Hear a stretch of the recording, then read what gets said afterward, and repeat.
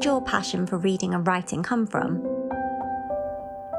I learned to have pleasure in reading simply because the stories, I love stories. And at first, when you're a child, of course, the stories are told to you. And in the way that we grew up, children are, I suppose this is true of all cultures, but children are entirely the responsibility of the women. And we lived in a kind of extended family setup. So when I say the women, I mean more than one, various aunts and whatever. And it was really very nice sometimes to just sit nearby while they're telling each other these stories, or indeed sometimes including us. So it started like that, but then when you learn to read, there are books, not very many at the time. I remember the Aesop's Tales, for example, in translation, of course, in Swahili, being one of the earliest books that I was able to read at school. But that's not the same thing as the reading that comes later. You know, that is more or less sort of reading and rereading the same thing. You know, children, it seems, I know this from my own children, can read the same book 20 times without tiring of it. So I think familiarity is also part of that pleasure of reading. But later on, then, of course, curiosity takes over and reading becomes a very fulfilling exercise because you learn as well as enjoy and so on. Was Aesop's Fables your favourite book as a child? I don't think Aesop's Tales was my favorite. It was, I think, my earliest, but I do remember the pictures because it was, of course, for a child's book, you know, lots of illustrations and that kind of thing. And I do remember, and that picture of the fox leaping for the grapes has stayed in my mind forever. Do you think books you read as a child can have a big impression on you? Yes, and also just simply some of the stories that you hear. You may not remember always the experience of reading, but some of the stories remain for a long time. Yeah, and even for a writer, as it were, they become sources of places to go to and find out some more. And you actually find when you reread a story like, I don't know, Kamar Zaman and Princess Badura, that story, which is one of those that I do remember and love, you find that, in fact, when you go to an adult version of that story, it's much, much more complicated than you had understood as a child. And so there are kind of layers in those stories that you read as a child, which then become possible sources of adventure, reading adventure, I mean, later on. Did you want to be a writer when you were young? Writing was not really a career that was possible when I was growing up. I didn't know anybody whose career was a writer, who was, as it were, a professional writer. So it wasn't something I aspired to do. I might just as well have aspired to be an astronaut or something like that. It just wasn't something you knew anybody to be doing. But I don't think I had a career like, you know, I mean, like sometimes you hear children saying, I want to be a train driver, or I want to be a computer programmer or something. But I don't think I had anything quite like that. I think I was still, for a long time, still open to what might lie ahead. And I just enjoyed school and enjoyed learning and enjoyed all of those things. And I was just kind of assumed that I'd be doing this for quite a while. Maybe that's what I wanted to be, just a student. How did your upbringing shape you and the writer you've become today? I didn't know what or how my upbringing shaped me while I was going through it. I don't suppose many people do, unless they're extremely unhappy at the time or something like that.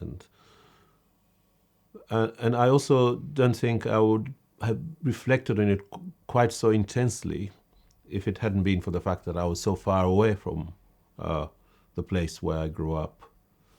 I don't think so. But I think one of the things I had to do in the process of coming to understand or to come to terms with being a stranger here in Britain was to think back to things like my upbringing, where I lived, the things we believed. So this is what I mean when I say I'm not sure if I would have thought quite so intensely about it. I think being away actually forces you to examine things, in greater detail, in perhaps even more critically, of not just of the events and so on of around you, but also of your own participation in that process of living. So I would say, yeah, it shaped me very, very much so. Now, not in a bad way either. I mean, not in a way that is destructive, but in a way that forced reflection. Who or what inspires you to write? What inspires me to write is to be able to speak truthfully about what I see, and the things that concern me. So it's not just my eyes are open and therefore whatever strikes my eye, I want to write about it. But there are these concerns about, for example, I'm very interested in the way people can retrieve something from trauma, say. So I'm thinking not only of asylum seekers or refugees, but also of life, of the way people in life are able to get something out of mischance, out of traumatic events. I've always been interested in the way families work, particularly the way both power and kindness go along together. Of course, most families love each other, but at the same time, there are these what seem like kind of power struggles going on within families. So I'm interested in writing about that and the complexity of that, and how indeed out of kindness a sort of unkindness comes as well, sort of requiring obedience, requiring that you don't shame us by doing this or by doing that. Particularly, I'm thinking of the way women are treated in our culture, anyway, and in many other cultures. So those are the kinds of things that make me want to write. Things that, as I say, hit my sense of this needs to be spoken about. I need to say something about this. And of course, also the other thing that makes me want to write is to create something which is beautiful and pleasurable. Why do you think writing is important? I don't see writing as purely fun. I do think that there is something necessary about it. This is what I talked about in my Nobel lecture. There were certain imperatives that came up as I began to think about things, and that's how I started to write. But continuing to write is because you're faced every day with things that are also necessary to be talked about, to be inquired into, and I think for me this is the drive. It's to speak about what I see, and to do so in a way that both helps me to understand better what it is that I see, and also to disseminate, to tell others about it if they happen to be interested. I think writing is an important way of extending an understanding or a vision or whatever to others. Which is not to say that this is something particularly perceptive or particularly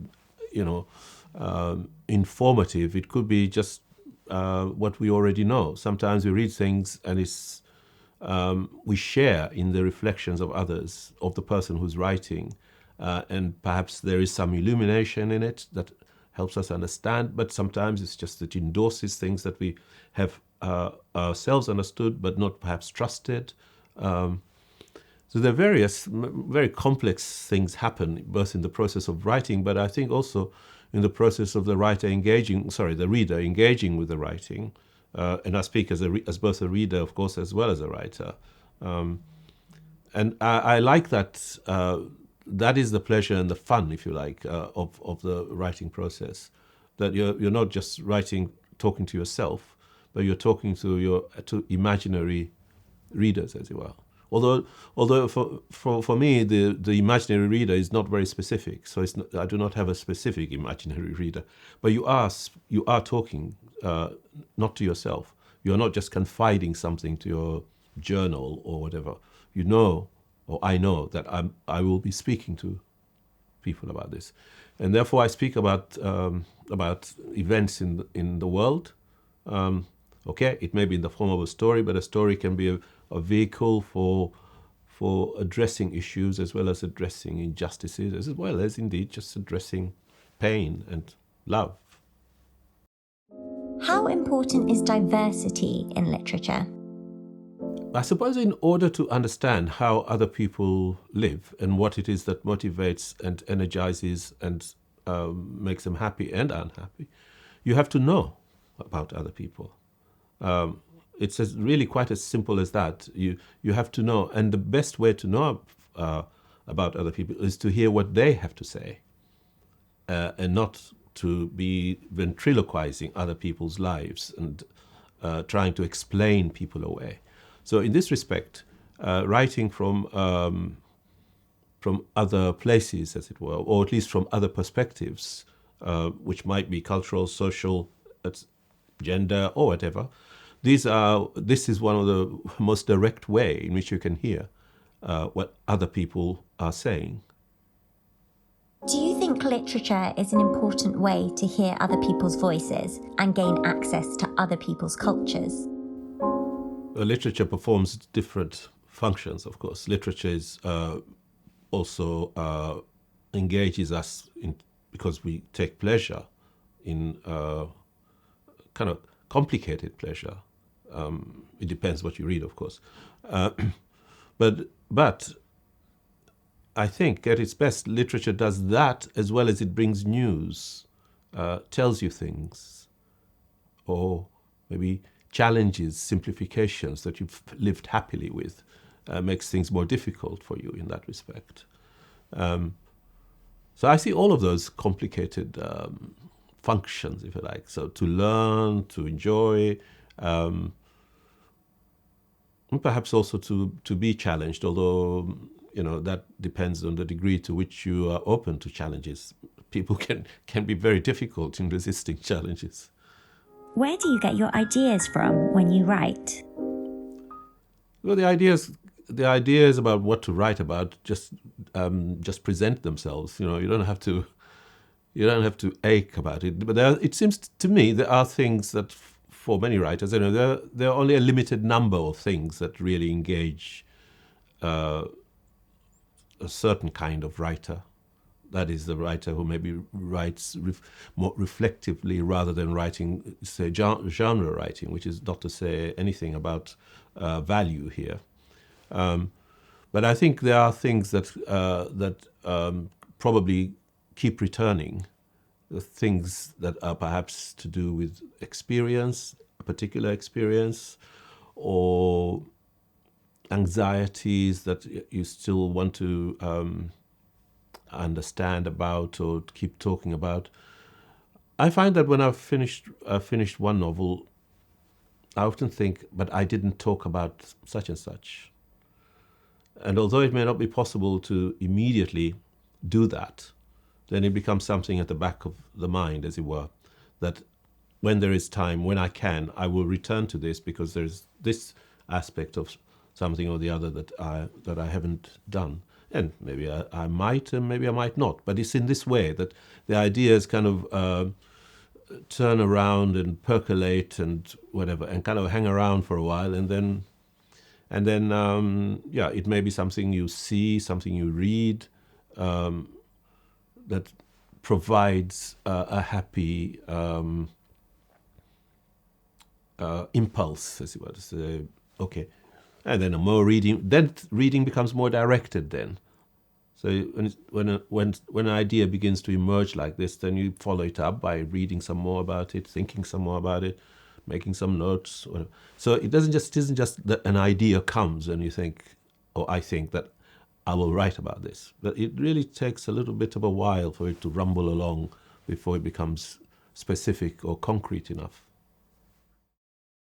Is there a particular piece of advice you would give to an aspiring writer? Yes, the best advice you can give a writer is just write. There is no simple way. There is no way in which you can say, if you stand on your head twice a day, that this will enable you to write. You just have to write and keep writing, and don't be discouraged, just keep writing. Now, it could be you're in the wrong business, in which case sooner or later you'll discover that. But you won't discover that by querying yourself. You'll only discover that by the actual process of doing the writing. And then if that doesn't work, you can't persuade anybody at all forever to be interested in it, then it could be that you're in the wrong business. But even then, I wouldn't give up. I would still keep pressing on. What's your favourite thing about writing? Oh, I don't know. When it's finished. The writing is best when it's complete, when it's finished. The process itself has its pleasures, of course, now and then. At the end of the day's work, when you can get up and say, that's all right, I did okay today. But there are also many days when you get up and you think, what a load of rubbish. I'm going to have to go through all that again tomorrow. But I think the best moment in writing is when you think, yep, I think it's done. Who is your favourite author? I don't have favorite authors. Or rather, I do have favorite authors, rather than, say, an author that I can name.